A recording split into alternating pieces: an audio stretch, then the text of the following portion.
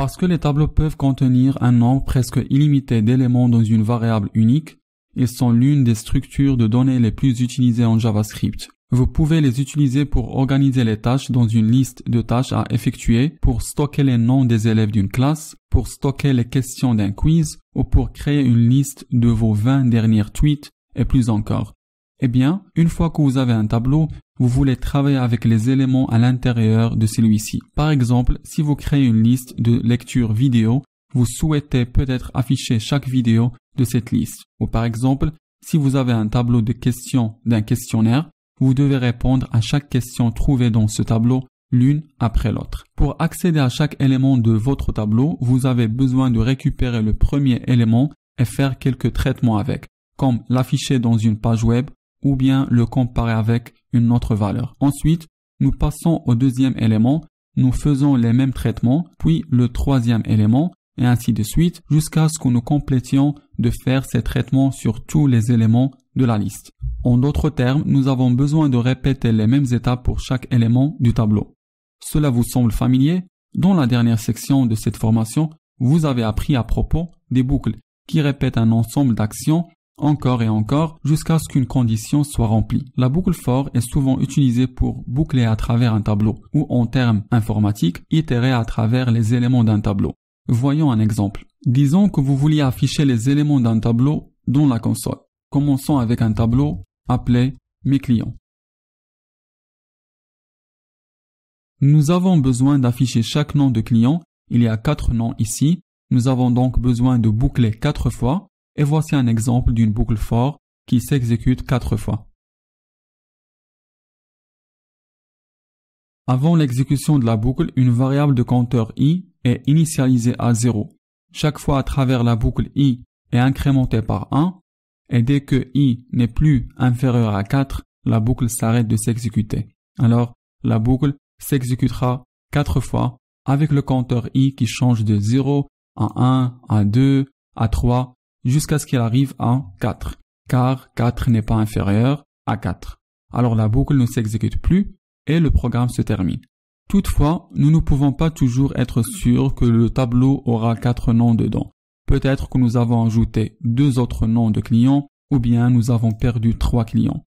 Mais nous savons que nous voulons que la boucle s'exécute le même nombre de fois que le nombre des clients stockés dans le tableau. Souvenez-vous comment vous pouvez récupérer le nombre d'éléments d'un tableau. Chaque tableau dispose d'une propriété length qui contient le nombre d'éléments d'un tableau.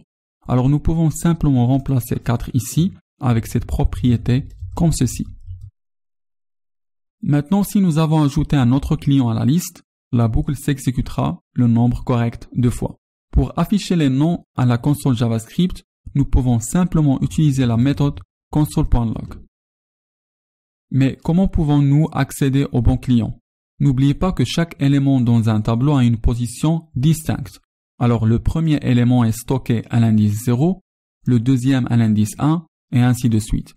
Il se trouve que nous avons la valeur de l'indice intégrée dans notre boucle.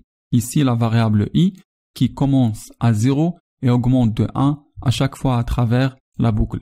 Correspond parfaitement à notre tableau d'éléments. Voyons comment cela fonctionne. Tout d'abord, un tableau est créé avec 4 éléments. Puis, nous avons la boucle for, la variable i est créée, puis initialisée à 0. La condition est testée. Est-ce que i est inférieur à mesclients.length? En d'autres termes, est-ce que 0 est inférieur à 4? Oui, c'est le cas. Donc, nous entrons dans la boucle. Le programme affiche l'élément à la position 0 du tableau mesclients et puis, c'est la fin de la boucle. Alors maintenant, i augmente par 1 et la condition est testée à nouveau. Maintenant, i est 1. La question est donc, est-ce que 1 est inférieur à 4? Oui, c'est le cas. Donc, nous entrons dans la boucle une deuxième fois. Cela se produit encore et encore jusqu'à ce que i devienne 4. Puis la condition n'est plus vraie, la boucle s'arrête de s'exécuter et le programme se termine. Allons tester cela. Eh bien, c'est ce que nous attendions. Maintenant, la boucle for peut être utilisée de 2 façons différentes. L'autre façon d'utiliser une boucle for vous permet d'accéder à l'indice de chaque élément du tableau. Allons faire un exemple. J'ai cette variable appelée mesclients, c'est un tableau. Maintenant, pour effectuer une itération sur ceci, à l'aide des techniques que nous savons, je voudrais utiliser une boucle for comme ceci. Mais il y a une autre façon de faire cela en utilisant for in. La boucle for énumérative. Ceci est à quoi elle ressemble. J'ai for suivi des parenthèses et puis l'expression à l'intérieur est var. Et puis je peux choisir n'importe quel nom de variable que je veux. Je suis en train d'utiliser index dans ce cas, puis in, et puis le nom du tableau sur lequel je vais effectuer une itération. Alors ce qui se passe, c'est que cette boucle va être exécutée autant de fois qu'il y a des objets énumérables dans le tableau. Généralement parlant, cela va être les éléments que vous mettez ici. Je dis généralement parlant car ce n'est pas garanti. Nous allons aborder cela un peu plus tard lorsque nous parlerons des objets. Mais pour l'instant, ce qui se passe, c'est que à chaque itération, l'indice de l'élément courant est affecté à la variable index en commençant par le premier élément, le deuxième et ainsi de suite. Alors ce qui est dans le cas d'un tableau, ça sera 0, 1 et ainsi de suite. Maintenant, à l'intérieur des accolades, je vais afficher les noms de mes clients à l'aide de console.log. Maintenant, lors de la première itération, j'aurai 0 et puis mes clients à l'indice 0 seraient Sarah, donc j'aurai 0 et Sarah.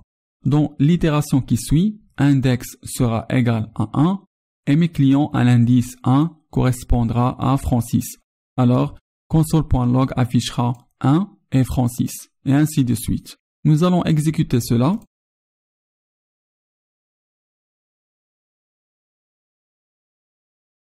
Et voilà, 0 est Sarah, 1 est Francis, et ainsi de suite.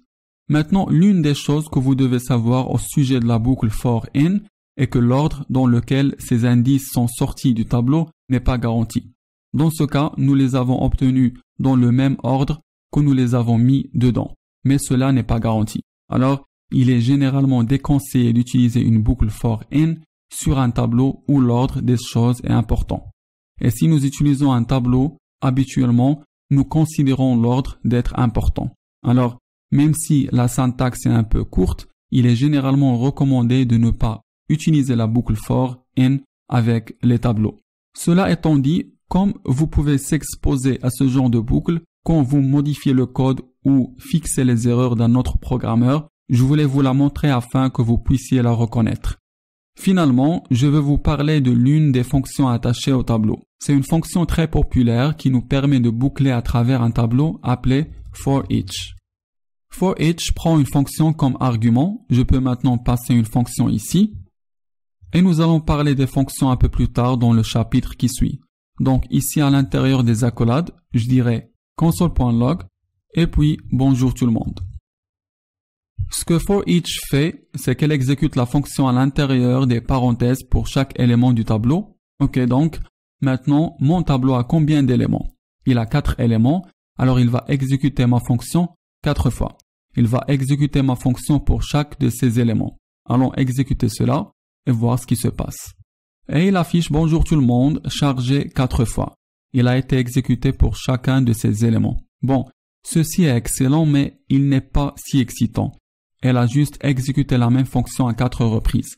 Alors, comme for each exécute cette fonction pour chaque élément du tableau, ne serait-il pas formidable si vous pouviez également récupérer l'élément qui correspond à l'itération courante de sorte que je peux faire quelque chose avec? Par exemple, dire à for each, lorsque vous exécutez cette fonction pour Sarah, passez cette valeur à moi. Quand vous exécutez cette fonction pour Francis, passez Francis à moi. Donc, quand vous êtes en train d'exécuter cette fonction pour chacun de ces éléments, il sera bien si nous pouvions passer ces éléments en tant qu'un argument à cette fonction. Il sera vraiment cool. Et la bonne nouvelle, c'est que la fonction for each fait cela. Je peux donc juste déclarer un argument dans la fonction auquel on va stocker la valeur de l'élément courant et nous pouvons simplement l'afficher en modifiant cette console.log. Donc, j'ai encore la même fonction qui s'exécute pour chacun de ces éléments. Et si j'exécute ce code, vous pouvez voir que chaque élément est affiché. Donc, c'est toujours la même fonction qui s'exécute pour chaque élément du tableau. Mais cette fois, lorsqu'elle s'exécute, elle passe cet élément en tant qu'un argument pour que nous puissions faire une certaine logique avec. Donc, comme son nom l'indique, une boucle for each accède à chaque élément du tableau et elle est beaucoup plus simple qu'une boucle for pour un tableau indexé. Toutefois, une boucle for est meilleure si vous ne voulez pas boucler à travers tous les éléments d'un tableau ou bien si vous souhaitez les traiter dans l'ordre inverse.